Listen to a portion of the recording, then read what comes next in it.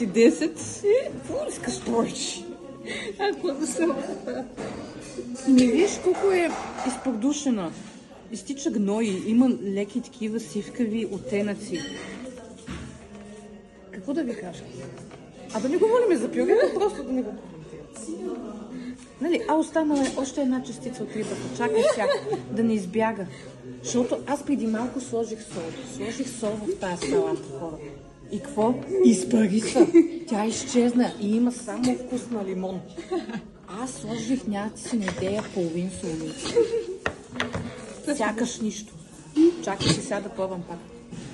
Пак се изпари, виждате. Сега си изтеглим цялата солница. Ще бъдем деликатни, да ни не видят, че крадем сол. Ай така да видите. Сега. Трябва се да сложа почти цялата солница, за да се каже, че има нещо.